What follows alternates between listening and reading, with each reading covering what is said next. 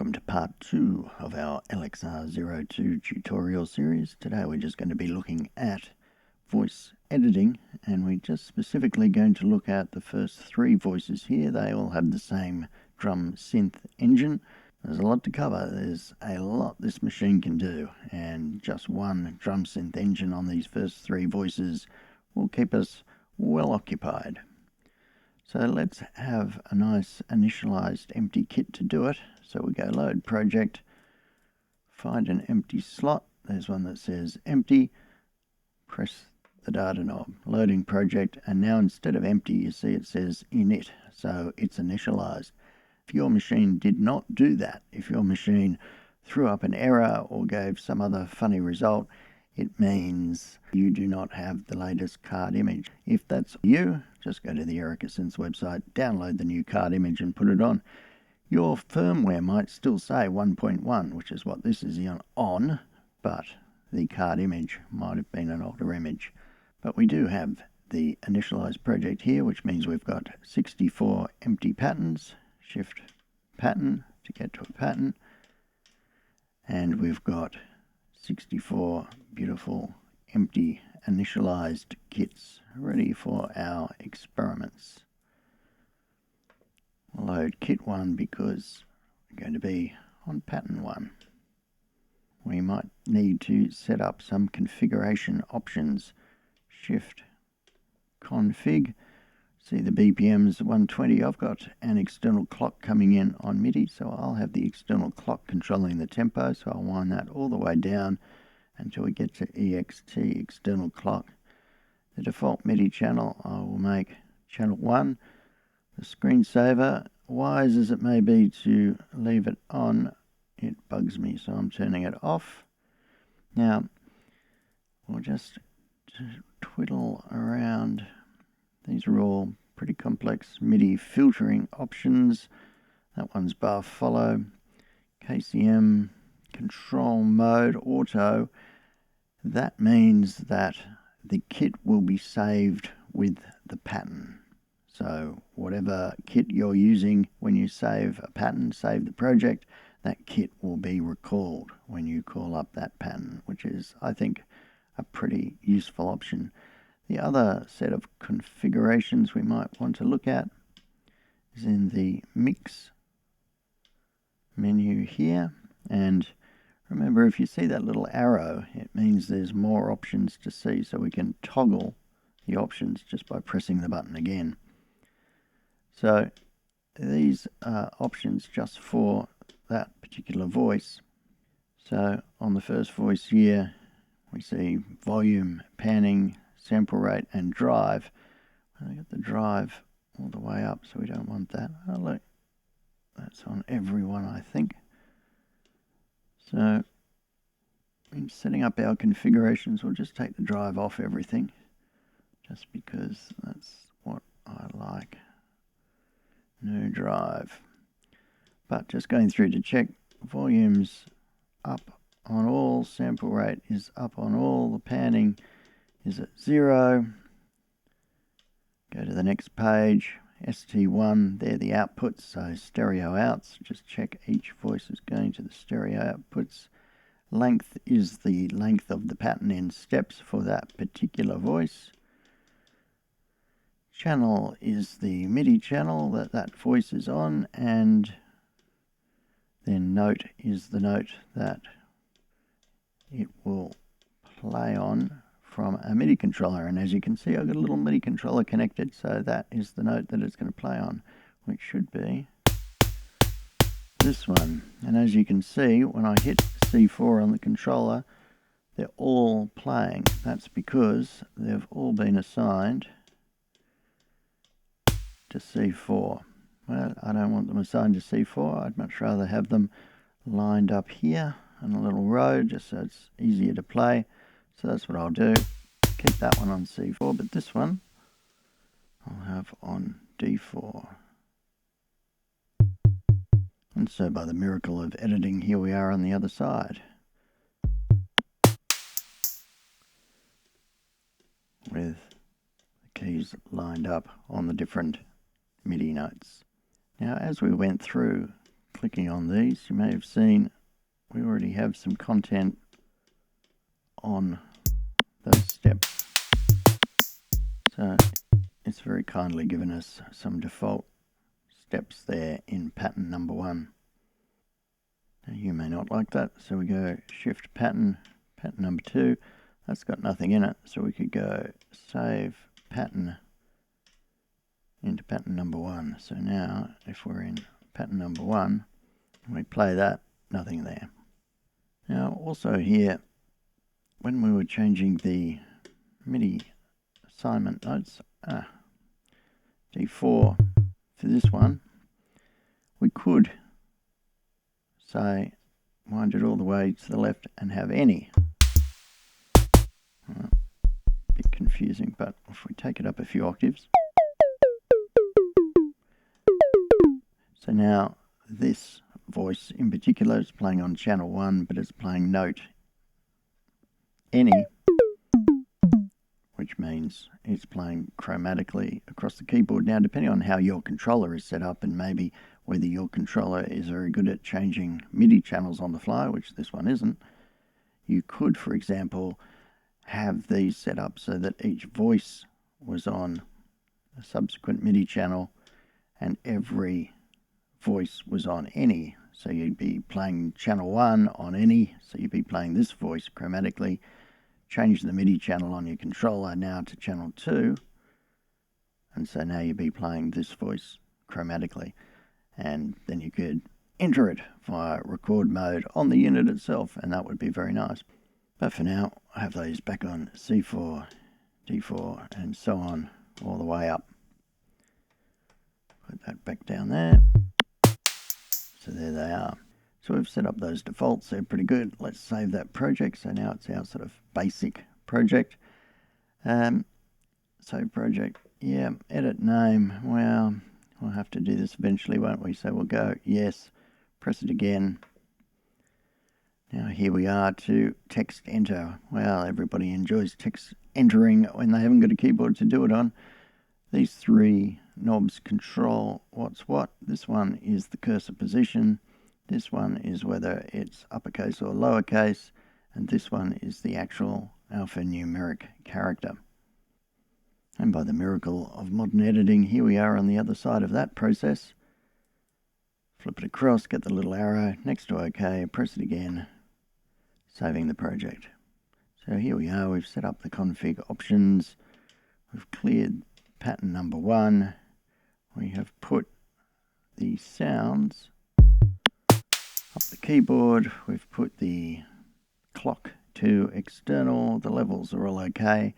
So now we're ready to get into our basic voice editing. We'll be looking at all these pages here, that's where the voice editing happens.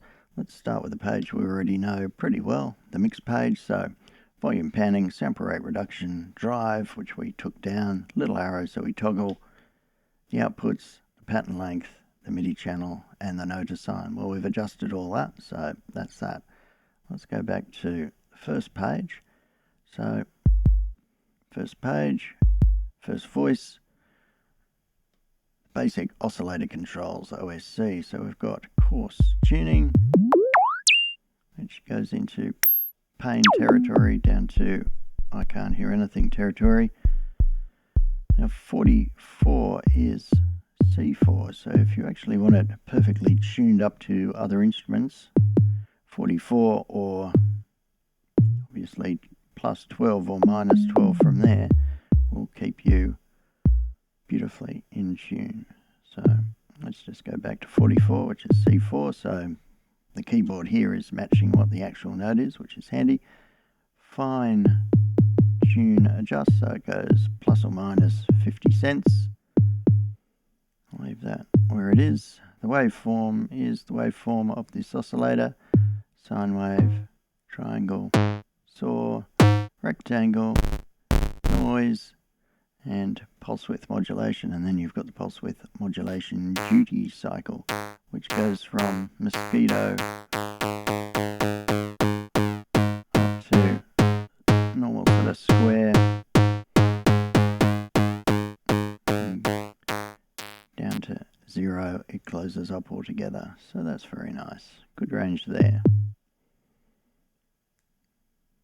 Let's flip across to something else synth players are going to be very familiar with, which is the filter section.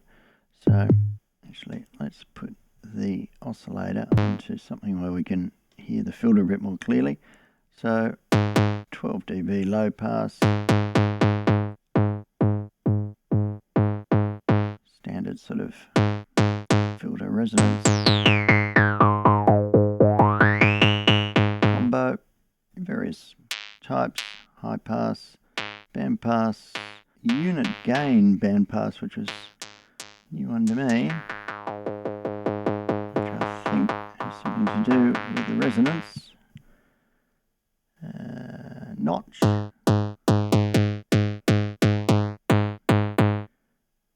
and peak.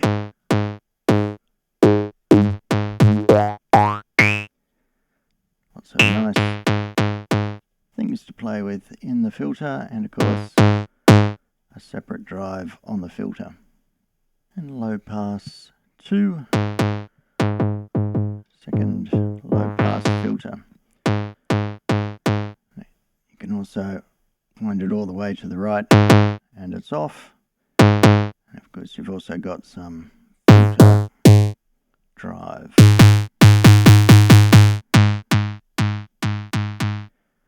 Leave it on standard low pass, wind it all the way up, go across to click. Now if you've just had a very quick glance at, let's go back to sign so we can hear the click better. If you've just had a very quick glance at the manual, you'll think, click, I know what that is. Little samples which add a bit of a transient click to the start of whatever voice you're on. And in the main you'd be right. So you've got a volume and then you've got frequency for these little samples. And some of them have such a nice little sound, you could pretty easily just use them by themselves. And that would be your little clicky drum sound. But this mode, which is common to all the voices, has two other pretty significantly different settings. And that is the first two, which is snap and offset. Snap is actually a little pitch envelope where the controls are not volume and frequency but depth and decay. So if we turn it all the way up,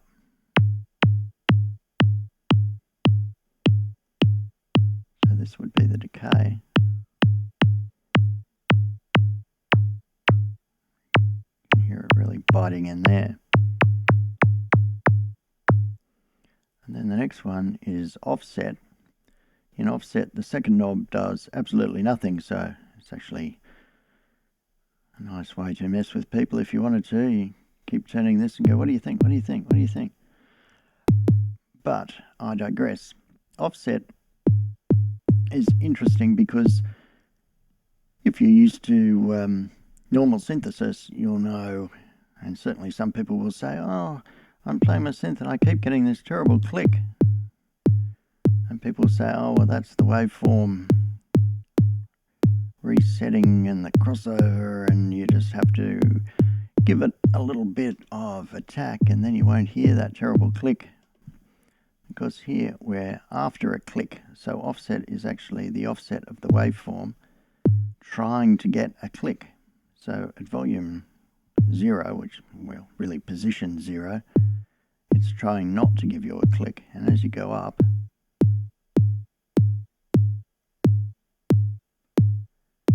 it's offsetting the waveform so you get a click. So that's the difference there in this little click section. It's very interesting, isn't it? So the first one is a pitch envelope with amount and decay. And the second one is the oscillator offset. And then you get into all the samples, which in comparison are actually a lot more clunky. But we'll just leave it at 0 for now. So here we are looking at drum synth stuff. We haven't come up with anything too unusual or taxing to the mind so far, and we're halfway through. We've done mix, filter, click, and oscillator, all pretty familiar. Another section that should be reasonably familiar, LFO. So again, we'll just make sure we can hear that. Frequency is the frequency of the LFO when not synced. If it's synced, then this becomes irrelevant. But I can't hear anything, you might say. Well, there's three things you've got to adjust before you can hear anything. There's the frequency of the LFO. There's the mod, which is the modulation depth of the LFO. We're still not hearing anything. Let's go to the next page. That's because the last one here is destination. So there's a lot of destinations, but the first one, if you very carefully twiddle, is coarse tuning. So we'll toggle back to the first page where we've got frequency. And you can see that if you took it all the way down, even though you've got some modulation depth and you've got a target, you're still not going to be able to hear much of a change. Now we're getting into something, but it's very slow, which is great. You don't want an LFO with a tiny range. And you can wind it all the way up, so that's got a beautiful range to it. Of course, you've also got sync, so you could sync it to various clock rates, but we'll leave that off. So we've got manual control, and at the end here we've got the wave shapes, so sine, triangle, saw up, saw down, square, random, which is very nice, exponential saw up, which is a great little waveform, exponential saw down, which can give very sharp little LFO spikes. I love that one. And that's at the end. So for now we'll go back to sine, toggle over to the next page. Got re-trigger. So what is going to make this LFO start again? At the moment it's off, but we can trigger it from another voice. So for example, you could get the LFO on one voice being re-triggered whenever another voice happens to hit in the pattern. So you could start doing some very complex things indeed with that. Or you could just get it to re-trigger from itself. So no matter what rate you've set the LFO at, it'll start again whenever you re-trigger it. That is linked quite nicely to this control, which is offset. So have a listen as I move the offset around. This says where will the LFO start in its shape when it's triggered.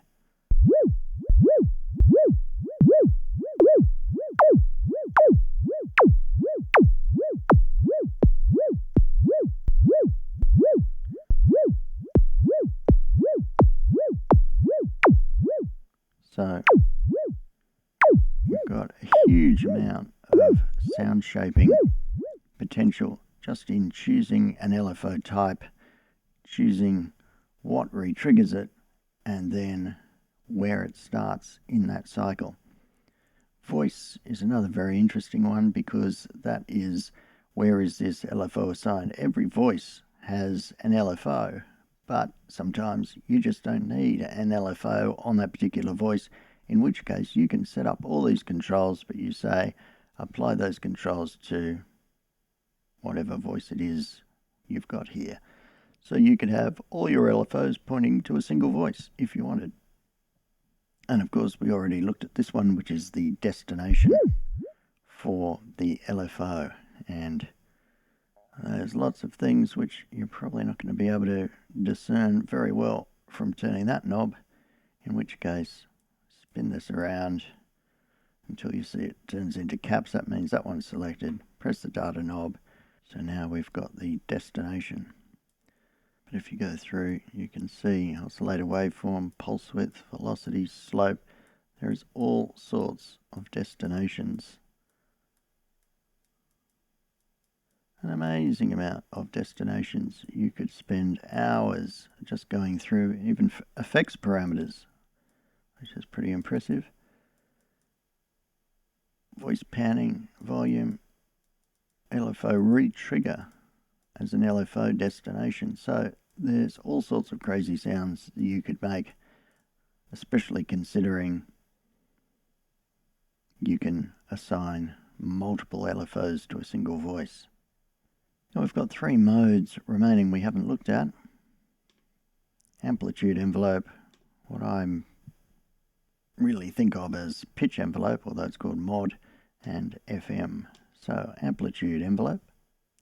This is going to be pretty familiar in its basics to most people. There's attack and decay. Obviously the attack is not like a synth. You've got to wind it right up before you get much of an attack on it. But certainly at mid settings it softens that attack right away. And decay. If you open it right up, it's going to be longer than most people would require. Now, slope is something very fundamental to the LXR, and you need to understand it if you're going to program nice sounds. Slope is really a positive and negative control, I think, because at the midpoint, the decay is linear. It's not being affected by the slope. So you could consider with the slope at the midpoint, because it goes from 0 to 127, that slope at the midpoint, it's just an attack and decay section here. So if you just want to have the attack and decay controlling everything, then slope in the middle. But wind the slope to the left and it gets progressively snappier, which is a exponential curve, I think, isn't it? Wind it to the right and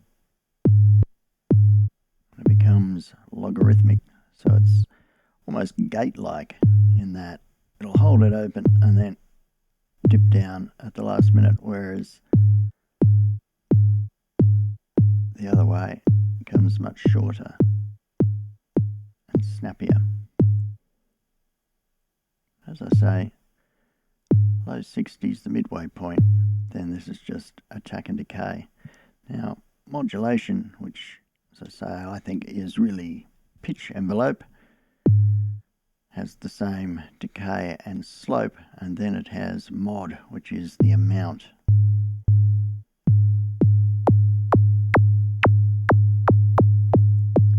So, whereas normal synths, you've got your oscillator and you've got your amplitude envelope, a normal synth would also then have a filter envelope. In this case, we've got a pitch envelope. We've got mod at about halfway. We'll put the slope at halfway.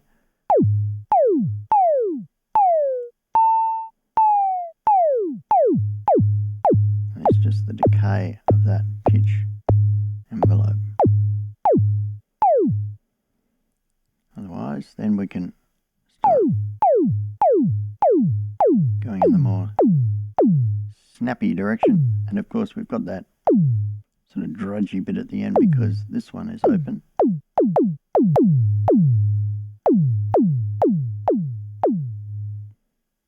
So just like an amp and filter on a synth interact like that, same thing here with the amp and the pitch envelope. Or we could push the slope up,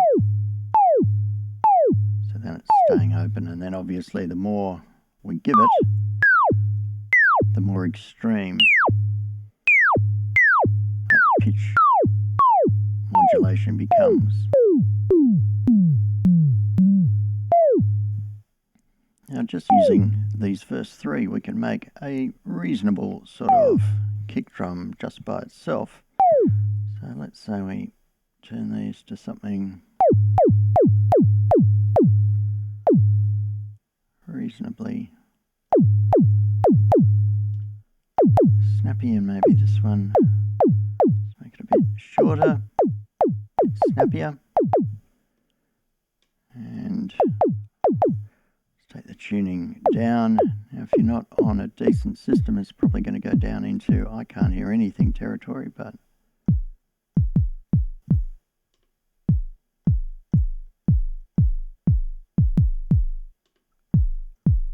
this is also here where we might want to add a little bit of click, perhaps. And we'll keep it on snap, which, as you will recall, is like an extra little pitch envelope.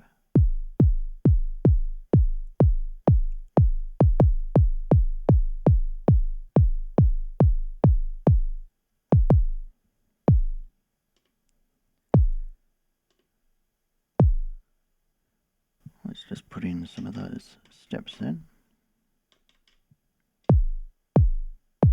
Now, nobody is ever going to agree on what is a good kick, that's for sure. But we can just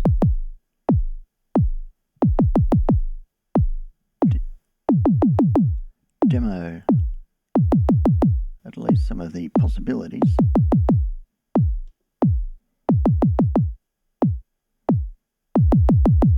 By opening and closing some of these.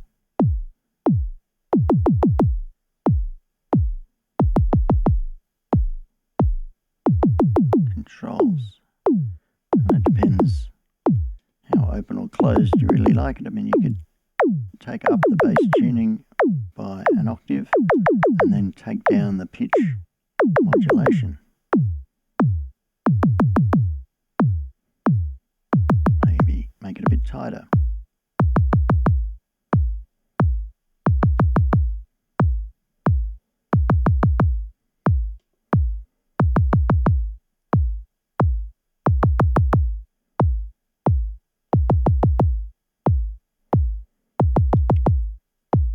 So as I say, no one's ever going to agree what makes a good kick, but as you can see, I think just those three basic controls at the start here will give you all that you need to make it happen. The tuning, which if you keep it in multiples of 12 from 44, which is C4, will always be in tune if that's your thing. Sine wave is usually alright. Oh, actually, let's just have a listen if we change it from sine wave.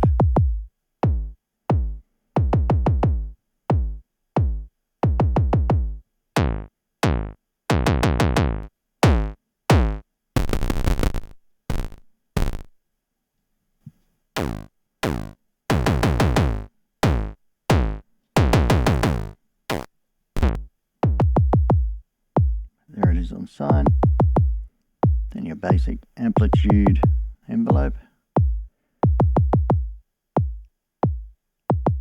And it can really make it very short and sharp if that's your thing, but otherwise open it up a bit, and then the all-important pitch envelope.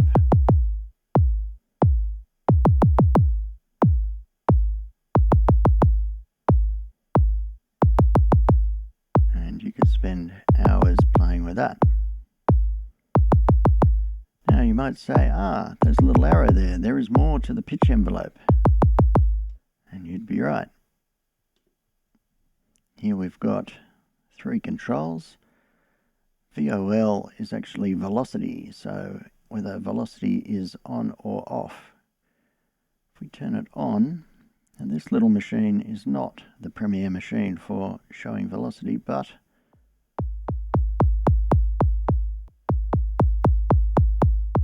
can sort of do alright. And then these two is destination for the velocity, so the as well as or instead of the velocity just affecting the volume directly. You can choose to have the velocity affecting something else, and then how much will it affect that destination? Well, there is the amount. So let's have a look at destinations, because again, if we twiddle this, it's going to be hard to see. So velocity destination parameter, where will we have the velocity affecting? Well, it could be coarse oscillator pitch. So if you've got it hooked up to a nice controller, that would be a nice thing. Fine waveform.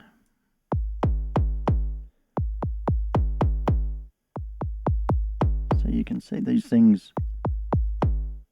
If you create your custom kit, put it to a nice controller, and then start entering things in real time via your playing, you could get incredibly fine control.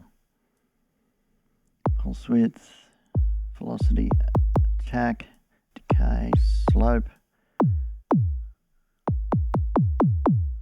So just so many parameters then that can be controlled via velocity.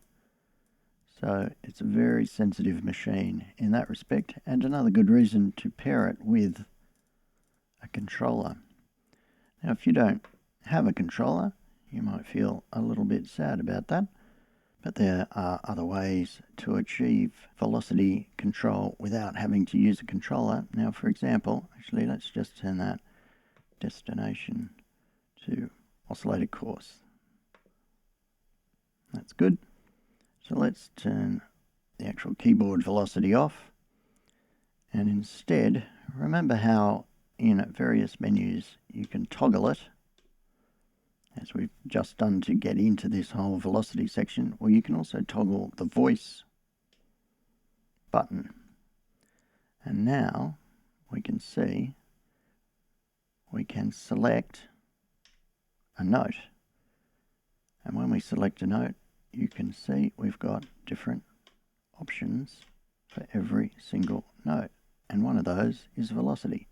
So let's change the velocity here, and on this note, that one we'll leave there, this one will progressively go down, down, and down. So now if we play it,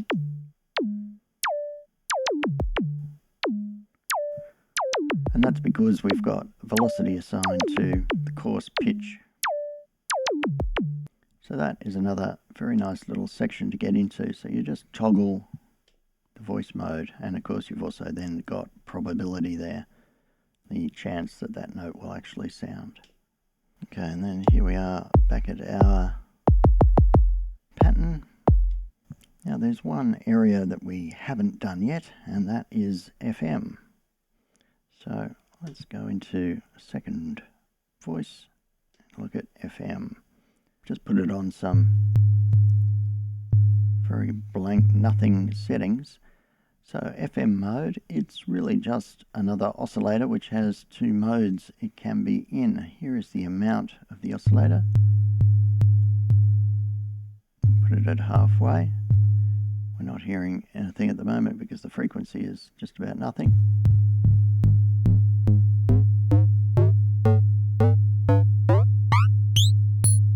And in FM mode, it's frequency modulating the main oscillator.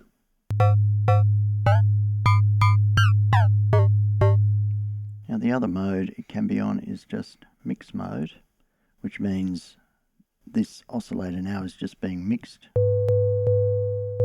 with the main oscillator.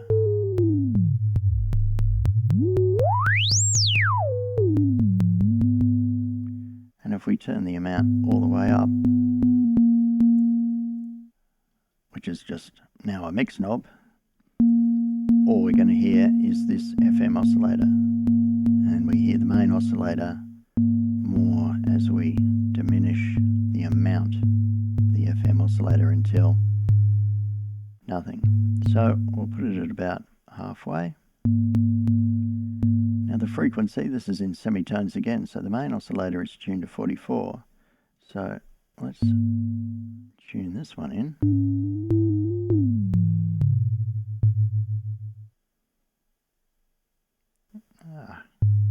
So there it is on the same tuning. We could slightly detune the main oscillator.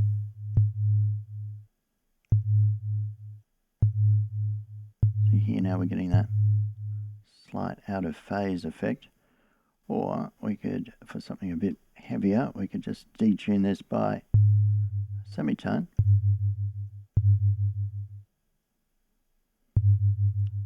A little bit quiet, but or maybe a bit more.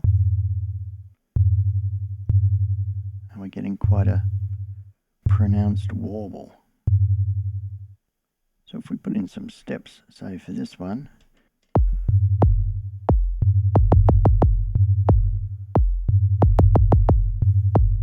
and then maybe we take the pitch up a bit, so frequency. Take the main oscillator of this one up as well.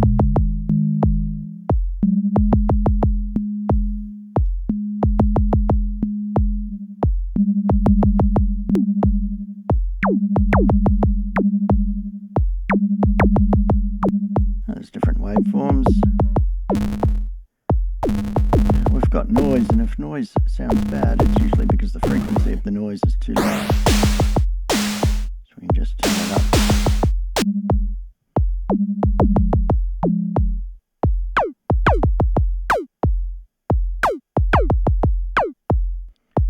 Yes, some long time later,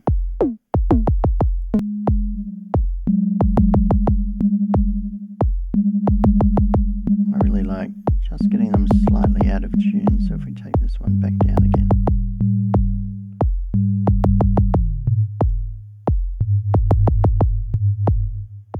And with that, those are the main sections then in the editing parameters for those first three drums. We'll try making a snare, even though there's a dedicated snare channel, but the drum synth here has got all sorts of capabilities. Let's see what we can do. I've got the snare on E here, so let's quickly make some adjustments. Let's tune it down, but we will stay in reasonable pitch. Give it a triangle wave across to the amplitude. We'll open it up a little bit. Keep it reasonably snappy. The pitch envelope, well, let's just put that somewhere very neutral, just for a starter.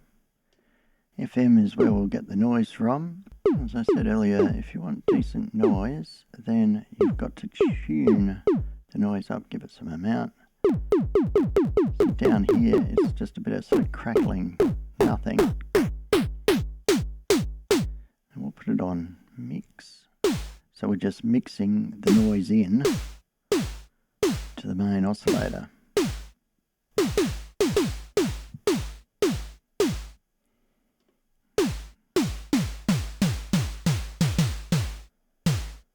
Let's give it some snap as well, some click.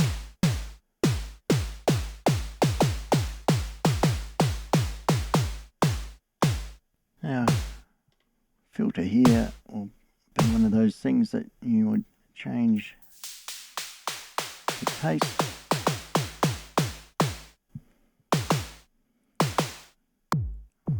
Try a different filter. Let's go on to say peak.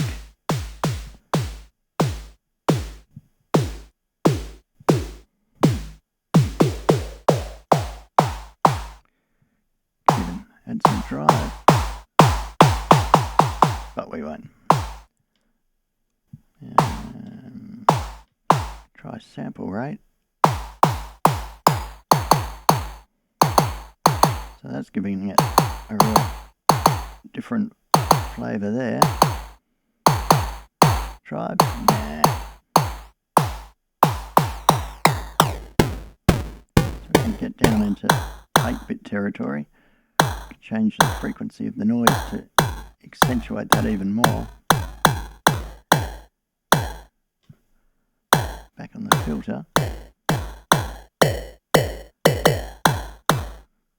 And you can see if we decided to modulate this filter. Why don't we do that? So we'll go to the LFO. We'll put it there. Modulation amount. We'll have it on sine wave. Toggle to the next page. Destination. Will we be able to find it easily? No, let's use the big control. So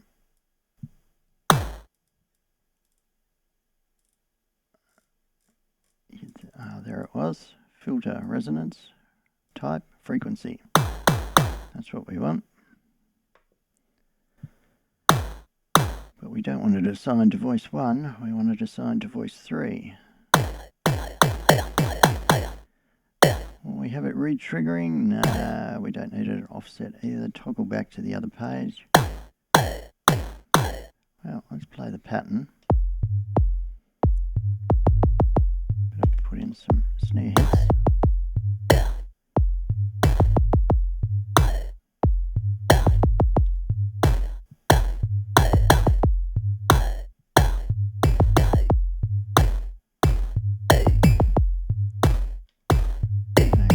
Sample rate's a bit vicious.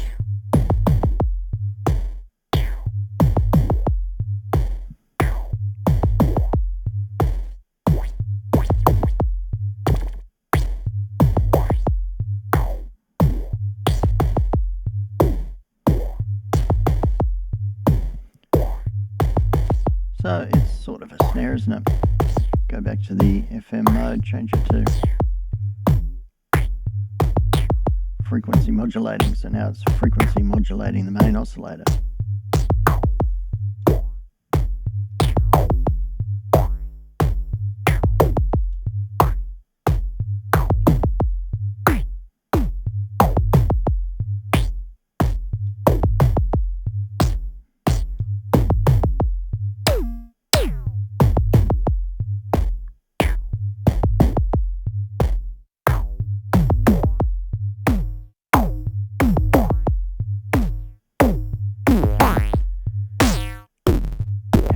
That to noise.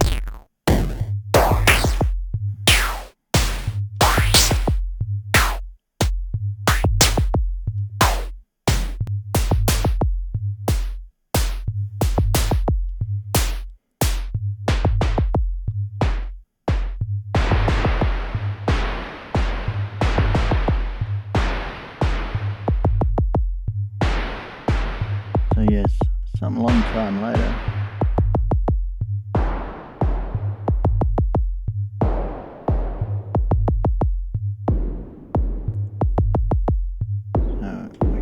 here maybe and change the note.